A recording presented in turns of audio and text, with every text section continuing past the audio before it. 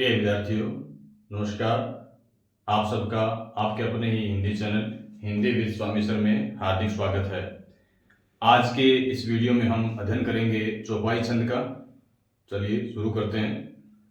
चौपाई छंद जो है, इसके लक्षण हैं वो निम्नलिखित प्रकार से हैं।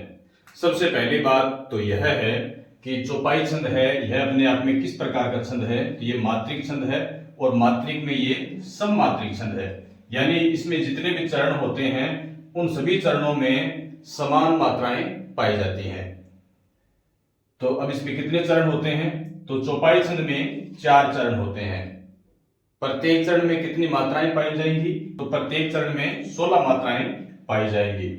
इसके प्रत्येक चरण के अंत में यति होती है, ये ध्यान रखना है। यानी जो 4 चरण होते हैं, तो प्रथम चरण का अंत है वहां पर यति, फिर दूसरे चरण के अंत में यति, इस प्रकार से प्रत्येक चरण के अंत में यति होती है। पहले चरण की दूसरे चरण के साथ और तीसरे चरण की चौथे चरण के साथ में तुक मिलती है। ये तुक अपने को याद रखनी है कि पहले चरण की दूसरे चरण के साथ और तीसरे की चौथे के साथ तुक मिलती है। फिर चरणांत में क्रमशः गुरु और लघु मात्रा नहीं होनी चाहिए, यानी गुरु लघु क्रमशः न हो। अंतिम मात्राएं ये ऐसे हो सकती हैं, ये इस प्रकार हो सकती हैं, ये ऐसे हो सकती हैं, लेकिन गुरु और लघु ये नहीं होनी चाहिए। ये हो सकती हैं, ये हो सकती हैं और ये हो सकती है।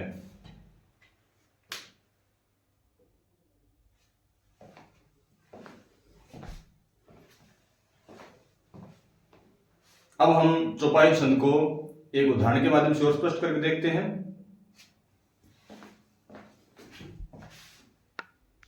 यहां आपके सामने मैंने चौपाई छंद का एक उदाहरण लिखा है।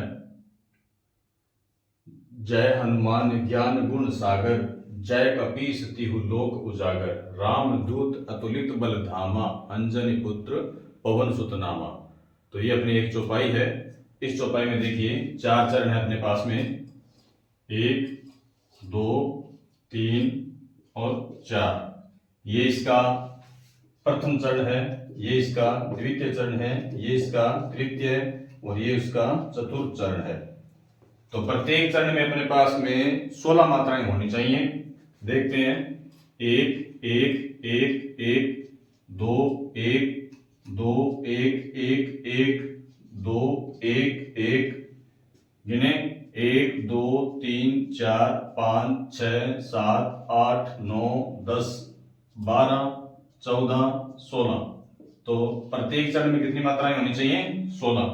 आप इन सभी चरणों को गिनेंगे तो 16 मात्राएं ही निकलेंगी। जैसे एक चरण और गिन के देखते हैं, 1 2 3 5 6 7 8 10 11 12 14 15 16। तो इस प्रकार से प्रत्येक चरण में 16 मात्राएं हैं। उसके पश्चात हमने देखा था कि प्रत्येक चरण के अंत में यति होती है। तो यहां पर यति होगी प्रथम चरण, फिर द्वितीय चरण के अंत में, फिर तृतीय चरण के अंत में, फिर चतुर्थ चरण के अंत में यति होती है। चारों चरणों में 16 मात्राएं हैं। इसमें भी 16 हैं, इसमें भी 16 हैं और इसमें भी 16 हैं। इसलिए ये अपने आप में सममात्रिक छंद है। मात्राओं की गणना कर रहे हैं, इसलिए अपने आप में मात्रिक छंद है और प्रत्येक चरण में समान मात्राएं हैं, इसलिए अपने आप में सममात्रिक छंद है। उसके बाद हमने बात की थी कि प्रथम चरण की दूसरे चरण के साथ तुक मिलती है। तो तुक यहां पर होती है। देखिए, सागर, अंतिम देखें गर। तो ये प्रथम चरण है, इसकी दूसरे चरण के साथ में क्या मिलती है? तुक। और तीसरे चरण की चौथे चरण के साथ में तुक मिलती है। तो यहां देखें मां और लास्ट में मां, यानी आ की आवाज की ध्वनि एक जैसी आ रही है, तो ये यहां पर तुक मिलती है। हमने एक बात और अध्ययन की थी अभी कि प्रत्येक चरण के अंत में जो मात्राओं का क्रम है वह ये नहीं होना चाहिए, कभी भी ये नहीं होना चाहिए। इसके अतिरिक्त कुछ भी हो सकता है, यानी गुरु और लघु मात्राएं क्रमशः नहीं होनी चाहिए। तो यहां देखिए आप, ये लघु मात्रा है और ये भी लघु मात्रा है, ये भी लघु है और ये भी लघु है। यहां पर देखें तो ये भी गुरु है, ये भी गुरु है। यहाँ पर देखें, ये भी गुरु है और ये भी गुरु है। तो इस प्रकार से ये था अपना चौपाई छंद, जिसको हमने उदाहरण के माध्यम से स्पष्ट किया। आइए अब चौपाई छंद के प्रश्नोत्तरी के माध्यम से इस छंद को एक बार और हल करके देखते हैं। पहला सवाल अपना है, चौपाई छंद किस प्रकार का छंद है?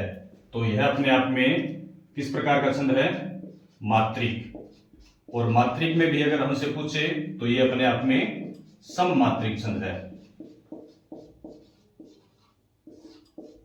उसके पश्चात चौपाई छंद के प्रत्येक चरण में कितनी मात्राएं होती हैं? तो प्रत्येक चरण में कितनी मात्राएं होती हैं? 16 मात्राएं होती हैं। चौपाई छंद में तुक है वो किस किस चरण की मिलती है? तो हमने अभी अध्ययन किया था कि पहले चरण की किससे मिलती है? दूसरे चरण से। और तीसरे चरण की किससे मिलती है? चौथे चरण से तुक मिलती है।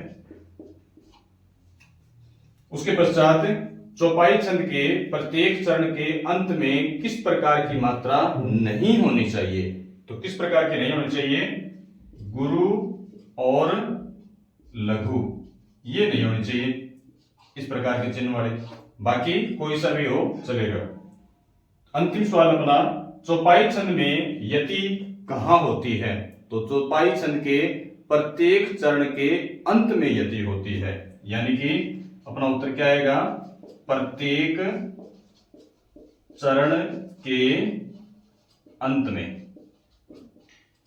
तो ये था अपना चौपाई छंद। उम्मीद है हमने इसको लक्षणों, उदाहरण और प्रश्नोत्तरी के माध्यम से स्पष्ट कर लिया है।